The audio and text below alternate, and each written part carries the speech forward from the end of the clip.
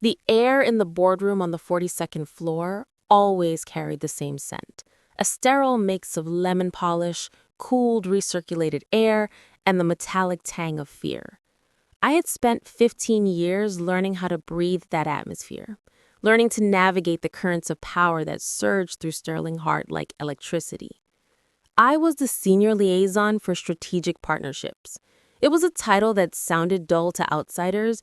To anyone who actually understood how money moved in the city, it meant I held the keys to the kingdom.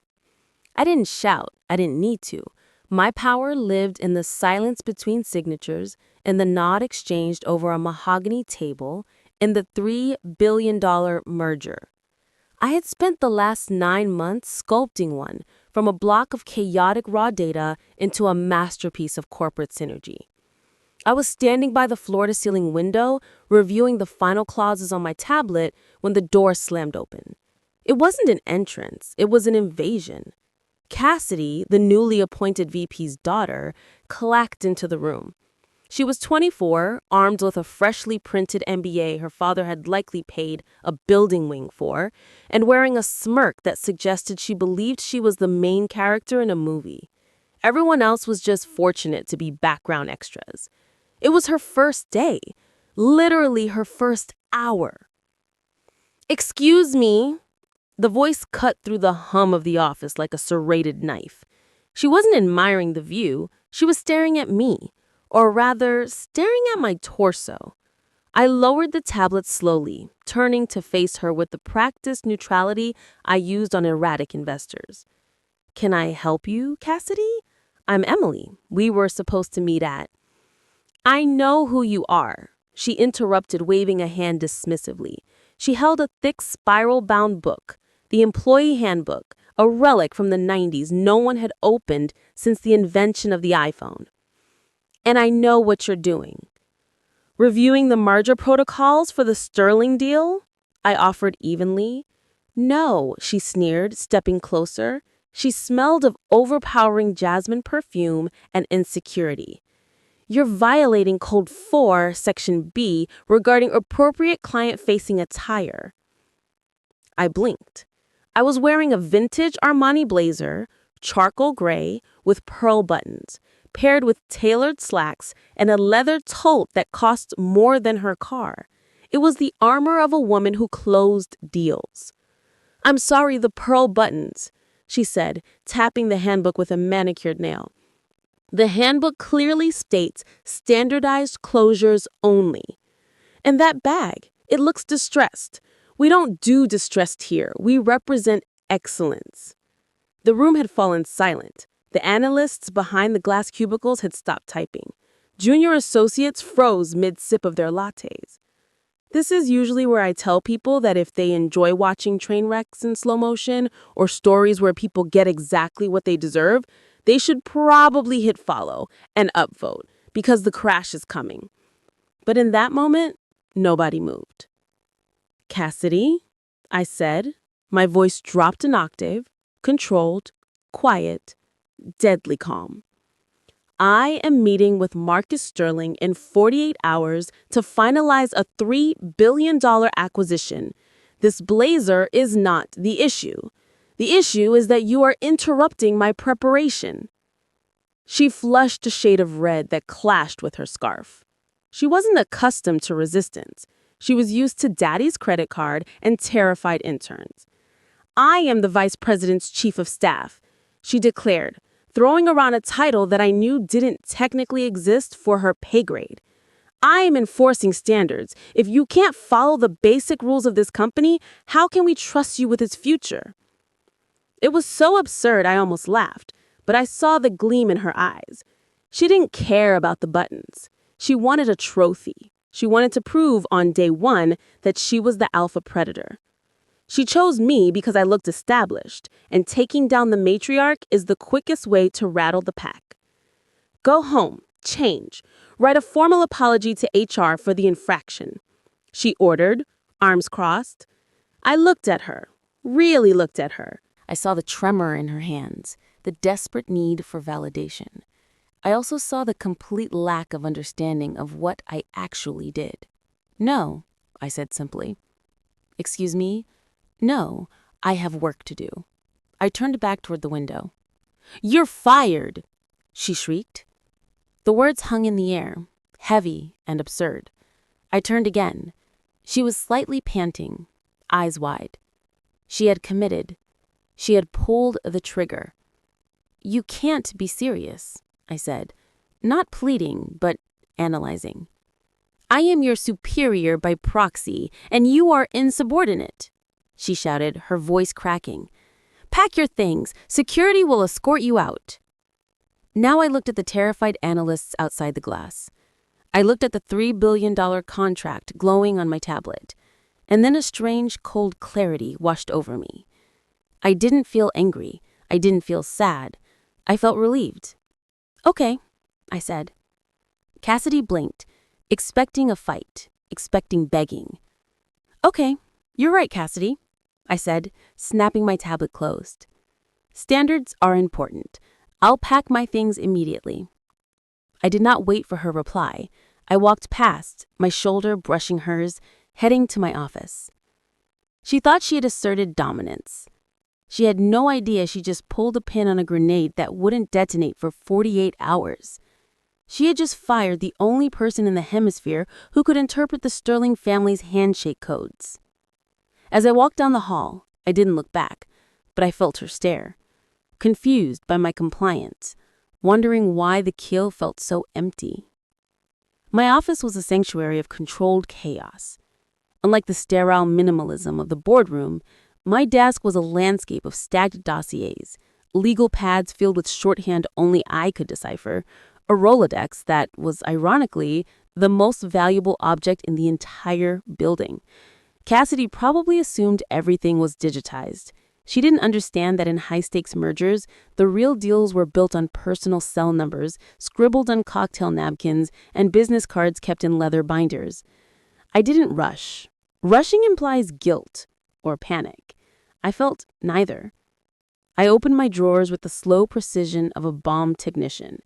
First, the personal items. The framed photo of my father, who taught me integrity is expensive, but desperation costs more.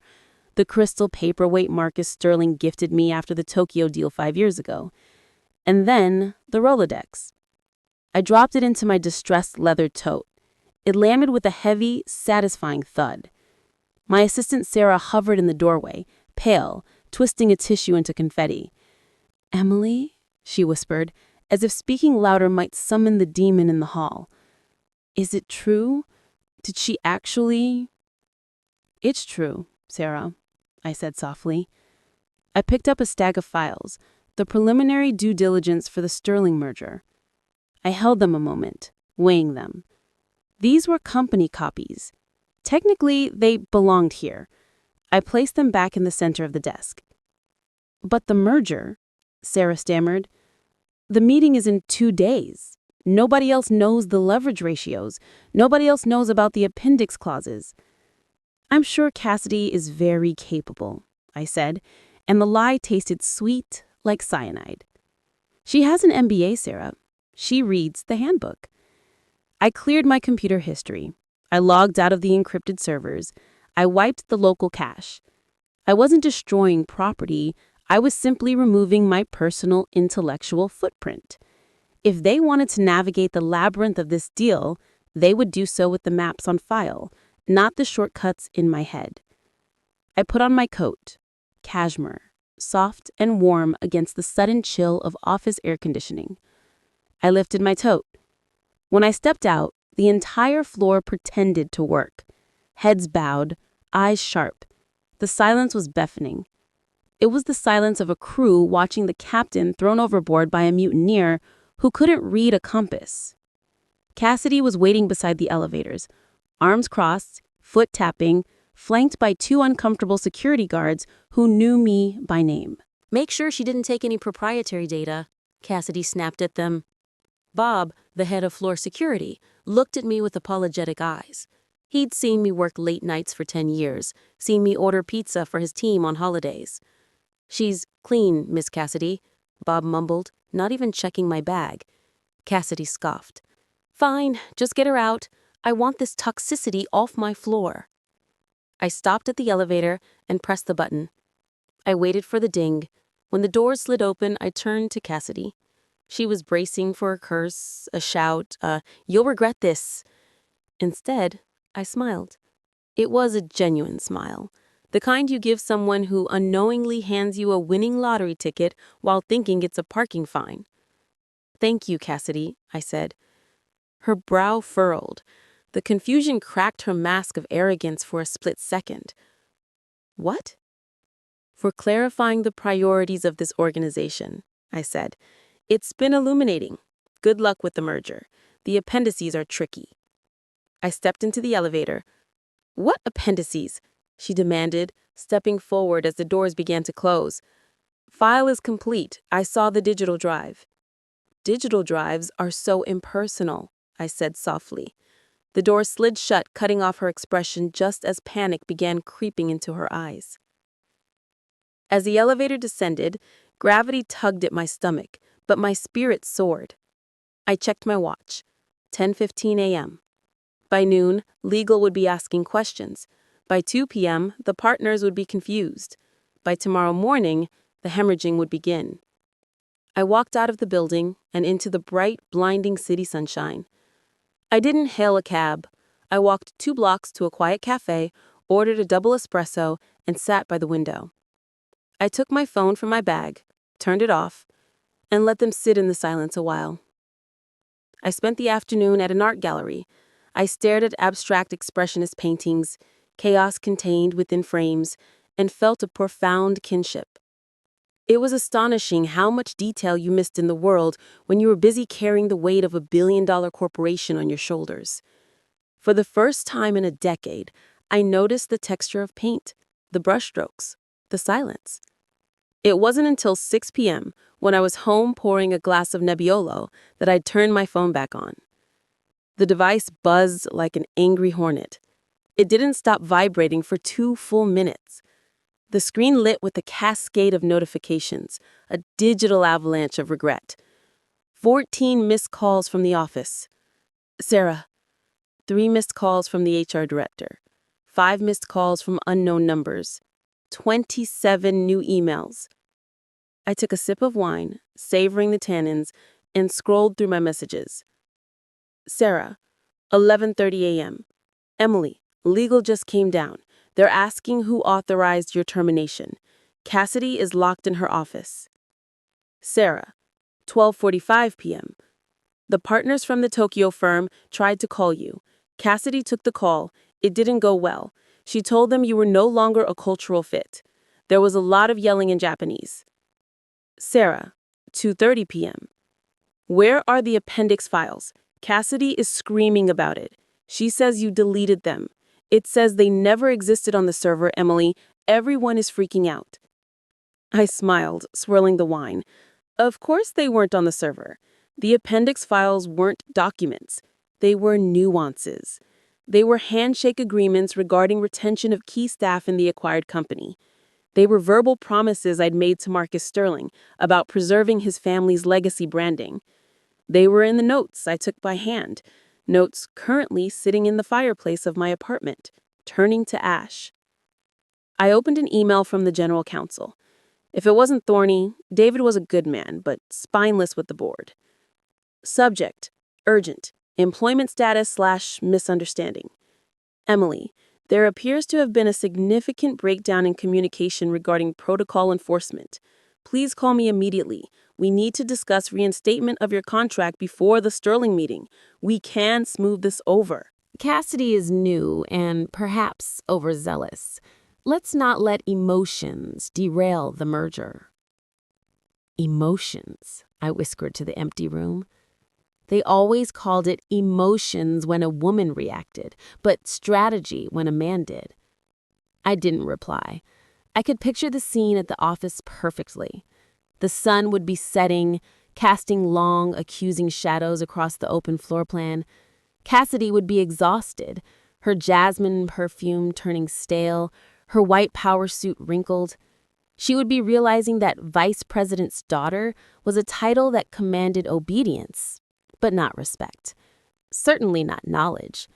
She had the files, she had the numbers, She could see the valuation was $3 billion, but she didn't know why. She didn't know that the third clause in Section 5, the one about environmental liabilities, was actually coded negotiation about a specific plot of land in Montana that Marcus Sterling's grandfather had purchased. It looked like a liability on paper, but it was the emotional heart of the deal for the Sterling family. She would try to renegotiate it to save money, which any MBA student would do. She would insult Marcus so deeply he would walk away before the coffee was poured. I sat on my sofa and pulled a blanket over my legs. The city lights twinkled outside my window, indifferent to the panic in the glass tower downtown. Another text came through. This one was from a number I didn't have saved, but I recognized the area code. It was the private line of the Sterling Hart CFO. CFO, 7:15 p.m. Emily, pick up the phone. Name your price. I looked at the message. Name your price. My price wasn't money. My price was dignity, and unfortunately for them, dignity was a currency they had just devalued to zero. I set the phone face down on the coffee table. I wasn't going to save them. Not tonight. Tonight I was going to watch a movie. Maybe something about a disaster.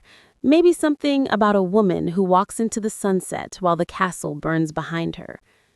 The panic was quiet from here, but I knew that by tomorrow morning it would be screaming. There is a specific drawer in my desk at home that stays locked. It doesn't contain jewelry or cash. It contains leverage.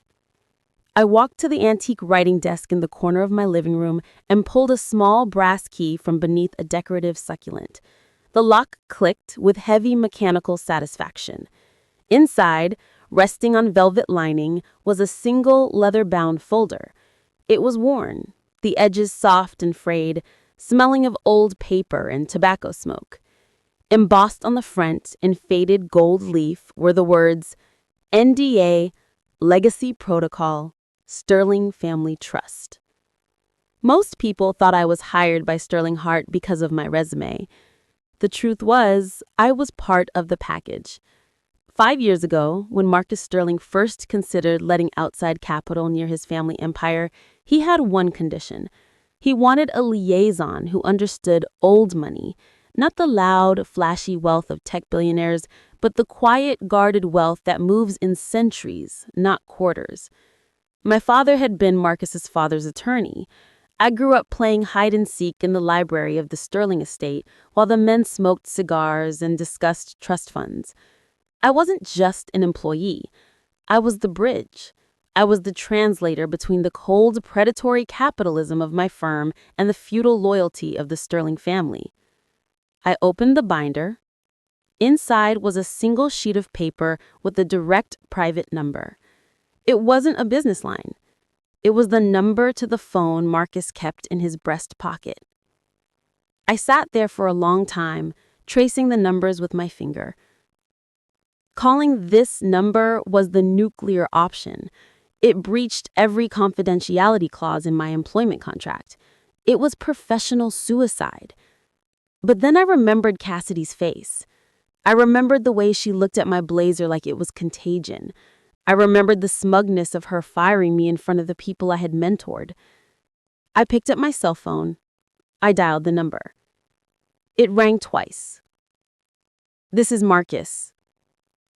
The voice was deep, gravelly, instantly familiar. "It's Emily," I said. There was a pause, a shift in the airwaves. I thought we were in a quiet period until the signing on Friday. "We were," I said, keeping my voice steady, "but the parameters have changed." "Changed how?" The warmth drained from his voice, replaced by the steel of a man who owned shipping fleets. "I've been terminated," I said. The silence on the other end was absolute. It lasted so long I thought the call had dropped. "Terminated," he repeated, the words sounding unfamiliar in his mouth. "By whom? The board? Did the SEC find something?" "No," I said. "By the new vice president's chief of staff, a dress code violation, and a misalignment of culture. A dress code violation, Marcus said flatly. Yes. And who was handling the transition of the Montana assets? Nobody, I said. Cassidy, the new chief of staff, believes the files on the server are sufficient. I heard a sound that might have been a laugh or might have been a growl. Files on the server list the Montana property as non-revenue generating acreage. Without your addendum, the algorithm will flag it for liquidation within 6 months. Correct, I said. So they fired the only person who knows where the bodies are buried, and they did it 2 days before the biggest merger in their history. That appears to be the situation. Emily, Marcus said, his voice dropping to a conspiratorial whisper. Are you free for breakfast tomorrow? Unemployed, Marcus. I'm free all day. Good. Meet me at the pier. 8 a.m. And Emily? Yes? Don't sign anything with them. Not a severance package, not an MDA extension. Nothing. I wouldn't dream of it. I hung up the phone. My heart was pounding, a slow, heavy drum in my chest. I had just crossed the Rubicon. I wasn't just a fired employee anymore. I was an active combatant. I closed the leather binder and locked the drawer. The apartment felt different now. It wasn't a refuge anymore. It was a war room. The Pierre Hotel serves breakfast with the kind of hushed efficiency that makes you feel like you're plotting a coup, which, in a way, we were. Marcus Sterling looked exactly as he always did, immaculate in a navy suit, silver hair swept back, eyes that had seen everything and were impressed by none of it. We didn't discuss the weather, we didn't discuss the menu. They called my team this morning, Marcus said, buttering a piece of toast with surgical precision. Oh, I sipped my tea. Yes, a woman named Cassidy. She sounded breathless. Marcus paused, a flicker of amusement passing through his eyes. She told my lead counsel that you were unavailable due to a sudden medical emergency.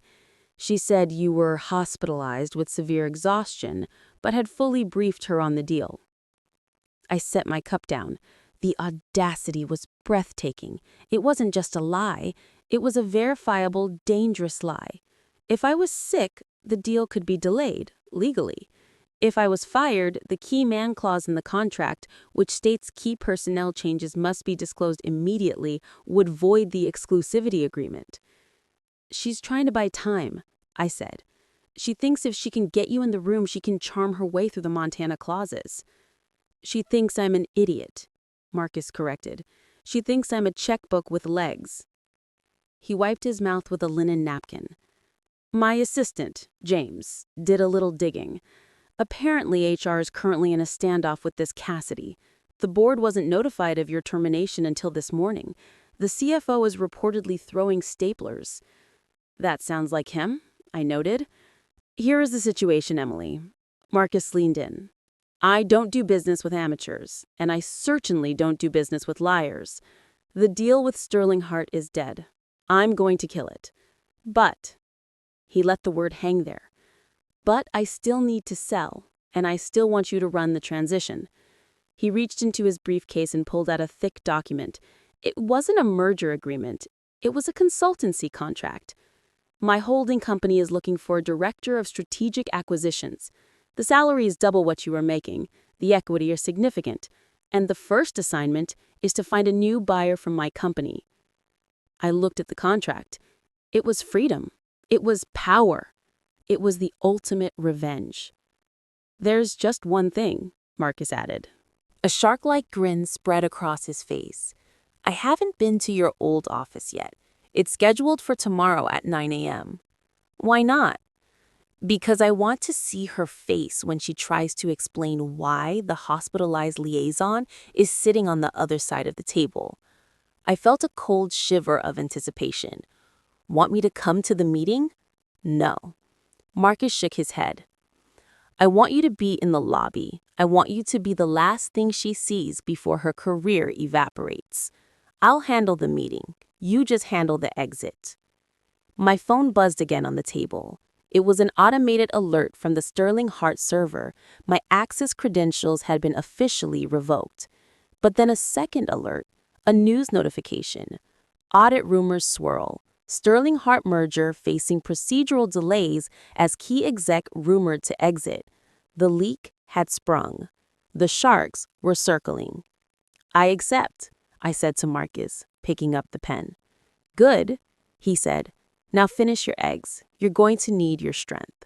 Watching an empire crumble is exhausting work." Later that afternoon, I walked past the Sterling Hart building. I stayed on the other side of the street, hidden behind oversized sunglasses. I could see the activity on the 42nd floor through the glass walls. Figures were pacing, lights were blazing. It looked like an ant colony that had just been kicked. I checked my email on my personal phone. There was one last desperate message from Cassidy herself. "Emily, please call me. We can fix this. I didn't mean it. It was a stress reaction. My father is asking questions. Please." I deleted it. There are no takebacks in the big leagues. Cassidy, you read the handbook. You should have read the room. The morning of the meeting, the sky was a bruised purple, threatening rain. It matched the mood I imagined was permeating the executive suite across the street. I sat curled in a corner booth at the Grind, a coffee shop directly opposite the main entrance of the Sterling Hart Tower. It was 8:30 a.m. The meeting was scheduled for 9. I wasn't alone. James, Marcus's personal assistant, a man who looked like he was carved from marble and dressed by Tom Ford, sat across from me. We had a stack of documents on the table. They were the onboarding papers for my new role at Sterling Holdings. "Marcus is en route," James said, checking his watch. "He's currently 5 minutes away. He asked me to ensure you were visible." "Visible?" I asked. "To the tower." James gestured discreetly toward the glass skyscraper across the street. I looked up. Floor-to-ceiling windows of the lobby were clear, and there, pacing back and forth near the security desk, was a figure in a white suit. Cassidy. She looked frantic. She was yelling at a receptionist, gesturing wildly at the elevators. She was trying to ensure everything was perfect for Marcus's arrival. She wanted to look like the gatekeeper. Then she stopped. She looked out the window. At first she just scanned the street. Then her gaze locked on the coffee shop. The distance was about 50 yards, but I saw her freeze. She saw me. And more importantly, she saw James. She knew James. Everyone knew James. He was the harbinger of Marcus Sterling, and he was sitting with me, laughing, handing me a pen. I saw Cassidy press her face against the glass. Her mouth opened. She grabbed her phone and started dialing. My phone remained silent. I had blocked her number an hour ago. "She sees us," I said, taking a sip of my cappuccino. "Excellent," James said without turning around. "Let her sweat. Panic makes people sloppy, and Marcus hates sloppy." I watched her crumble in real time. She turned to the receptionist, pointing at us, likely screaming something about spies or sabotage. The receptionist just shook her head, looking terrified. Cassidy spun around, running toward the elevators, likely rushing back up to the 42nd floor to warn. Well, to warn who? Her father? The board? What could she say? The woman I fired for wearing the wrong buttons is currently having coffee with the buyer's right-hand man. It was an admission of catastrophic failure. "She's running back upstairs," I reported. James nodded. "She's going to try to intercept the narrative." Too late. The narrative left the building yesterday with your box of personal effects. James gathered the papers. "You're officially signed, Emily. Welcome to the family. Now, per Marcus's instructions, you are to wait here for exactly 20 minutes, then cross the street and enter the lobby. Just stand there. Be the ghost at the feast. And Marcus, he's pulling up now." I looked out the window. A sleek black town car glided to the curb in front of the tower. The driver opened the door, and Marcus Sterling stepped out. He buttoned his jacket, checked his cufflinks, and looked up at the building with the expression of a demolition expert examining a condemned structure. He didn't look at the coffee shop. He walked straight into the lion's den. "Showtime," James whispered. I watched Marcus enter through the revolving doors. I knew exactly what was about to happen. Cassidy would be scrambling down from the 42nd floor, out of breath, sweaty, trying to compose herself. She would meet him with the lie, and he would meet her with the truth. I waited. 1 minute, 5 minutes, 10.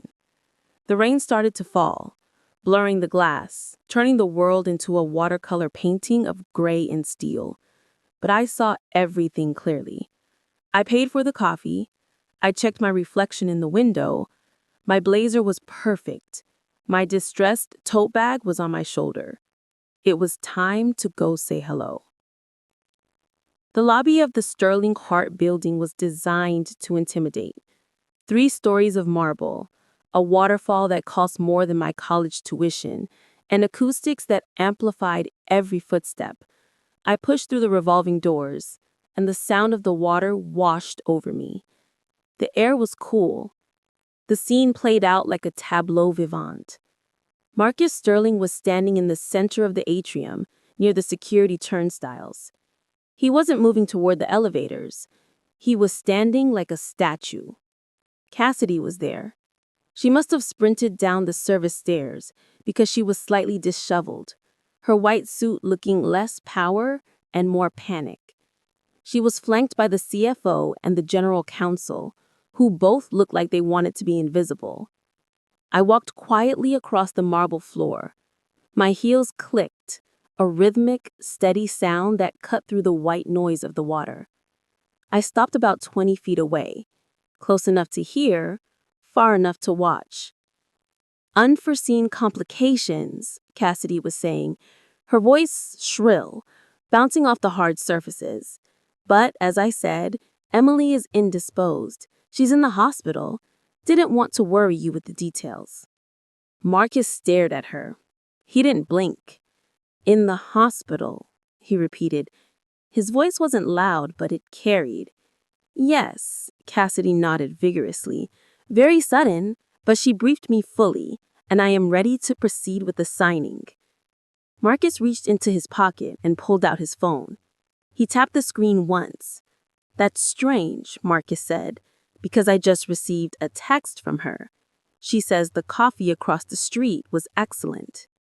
Cassidy froze. The blood drained from her face so fast, she looks like a wax figure. The CFO's head snapped up. What? The CFO croaked. Marcus turned slightly, scanning the lobby. His eyes landed on me. He didn't smile. He just nodded. Cassidy turned. She saw me standing there, healthy, calm, holding my tote bag. The hospitalized invalid. The silence that followed was heavy enough to crush a car. She, Cassidy stammered, pointing a shaking finger at me. She's lying. She must have... I fired her. The truth vomited out of her before she could stop it. The CFO turned on Cassidy, his eyes bulging. You did what? Marcus looks back at Cassidy. His expression was pure, unadulterated disgust. You told my legal team she was sick. You lied to me, to my board, and to your own partners, and you fired the project lead 48 hours before closing for... He looked me up and down. For what exactly? She violated dress code, Cassidy shrieked, desperate, cornered. Her buttons, her bag, it's in the handbook. Marcus laughed. It was a dry, harsh sound. You fired the architect of a $3 billion deal over buttons. He turned to the CFO. Is this the leadership I'm buying? Is this the judgment I'm investing in? Mr. Sterling, please. The CFO stepped forward, hands raised. This is a misunderstanding. She's new.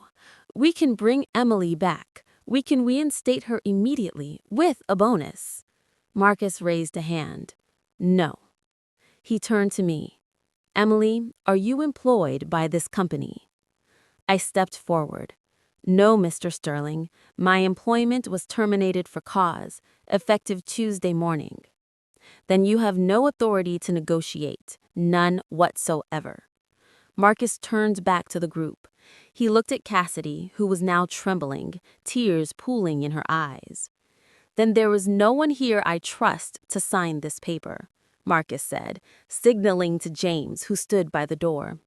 "The meeting is off." "You can't!" Cassidy screamed. "My father will sue. We have a term sheet."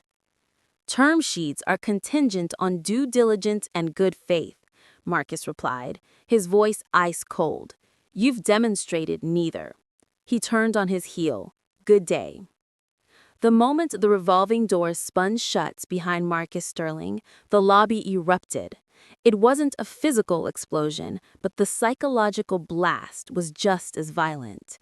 The CFO, a man named Henderson, who had survived 3 hostile takeovers and a federal audit, whirled on Cassidy with a face the color of a ripe plum. "You fired her?" Henderson roared. The lobby's acoustics amplified his fury like thunder. "You fired the liaison without consulting legal? Without consulting the board?" "She was insubordinate. It was disrespectful. I am the VP's chief of staff." "You're a liability," Henderson shouted, spittle flying. "Do you have any idea what you've just done? That was $3 billion walking out the door. That was our stock price. That was my pension." Security guards stared at their shoes. Receptionists pretended to type on dead keyboards. I stood there, an observer to the wreckage. Cassidy scanned the room for someone, anyone to take her side. Her eyes locked on me. The hatred was toxic, but behind it was the horror of realizing she dug her own grave. "This is your fault," she screamed. "You set me up. You planned this." "I planned to wear a blazer. You planned the rest, Cassidy," I replied, my voice slicing through her hysteria. Henderson spun toward me. "Emily, Emily, please ignore her. She's suspended, effective immediately." He glared at Cassidy. "Get out of my sight. Go to your father's office and wait. Don't speak to anyone. If you tweet or text, I will sue you personally for breach of fiduciary duty." Cassidy let out a jagged, ugly sob and bolted for the elevators, heels frantic against the marble. Henderson inhaled, composed himself, then turned to me with a desperate, plastic smile. "Emily, okay, the damage is bad, but not irreversible. We'll call Marcus back. We'll tell him it's fixed. You're rehired, senior VP, 20% raise, stock options. Just pick up the phone. Fix this." I looked at Henderson. I'd worked for him 10 years. He'd never once asked about my family, never thanked me when I saved a quarter's earnings with a clever negotiation. He only cared now because the ship was sinking. "I can't do that, Bob." "Why not? Name your number. We'll double it." "It's not about the number," I replied. I reached into my tote, the distressed letter one Cassidy despised, and pulled out a sleek cream envelope. "What is that?" Henderson asked. "My resignation letter," I lied. It wasn't. It was the onboarding packet for Sterling Holdings, but he didn't need to know that. Or rather, my formal acknowledgement of termination. You can't rehire me. "Why?" "Because I've already accepted a new position." Henderson's face went blank. Who could possibly hire you this fast?" "The client," I said. Realization hit him like a physical blow. He staggered back. You're working for Sterling?" "As of this morning. I'm Director of Strategic Acquisitions, which means, Bob, if you want to salvage any part of this deal, maybe sell off pieces for scrap, you'll be negotiating with me." I checked my watch. "But not today. Today, I'm buying a new blazer. This one carries bad memories." I turned and walked toward the exit behind me. I heard Henderson shouting into his phone, calling the CEO, calling the lawyers, calling God. But nobody was going to answer. The line was dead. 3 days later, Sterling Hart's stock had fallen 18%. The rumor mill churned with whispers of internal chaos and failed leadership. Desperate to stop the hemorrhage, the board begged Marcus Sterling for one final meeting. They swore the obstacles were gone, swore the deal could be rebuilt. They pleaded for another chance. Marcus agreed on one condition. The entire executive team, including the vice president and his daughter, had to attend and apologize. The boardroom was full. The air conditioner blasted cold, yet everyone was sweating. Cassidy sat at the far end of the table, small and diminished. Her white suit was gone, replaced by a dull gray dress. Her father, the VP, refused to look at her. The doors opened. Marcus walked in, then James, and then me. I entered last. I wore a sharp black suit with gold buttons. A gasp rippled through the room. Cassidy's head jerked up, eyes wide. "We believed," the CEO began shakily, "that this meeting was to discuss reinstating the merger." Marcus sat at the head of the table. He didn't open his briefcase. He simply folded his hands. "I'm not here to merge," Marcus said. "I'm here to make an offer for the assets at 30 cents on the dollar." 30 cents? The CFO shouted. "That's robbery. We were at 3 billion." "That was the price when you had competent leadership," Marcus said evenly. "That was the price when you had Emily. Now you have chaos." He gestured toward me. "Emily is advising me on the real value of your portfolio. She tells me that without the Montana transition, the environmental risk is catastrophic. She tells me Tokyo has lost confidence. She tells me the company is hollow." Every head turned to me. Their eyes were filled with betrayal. They wanted loyalty from the person they discarded. "Emily," Cassidy whispered, "how could you? You worked here 15 years. I looked at her. I didn't hate her anymore. I pitied her. A child with matches, shocked the house burned. "I did," I said. "And for 15 years, I followed the code. I dressed the part. I played the game. And you decided it wasn't enough." The VP spoke up. "We can fix this. Emily, come back. We'll fire Cassidy. We'll give you her job. Just tell him to sign the original deal." The room froze. This was redemption offered. My throne returned. My old life restored with power. I looked at Marcus. He raised an eyebrow. "You ready to sign?" he asked, indulging them. I looked at the CEO, then the CFO, and finally at Cassidy. I smiled, the kind of smile worn by a woman who knows exactly where the bodies lie because she buried them.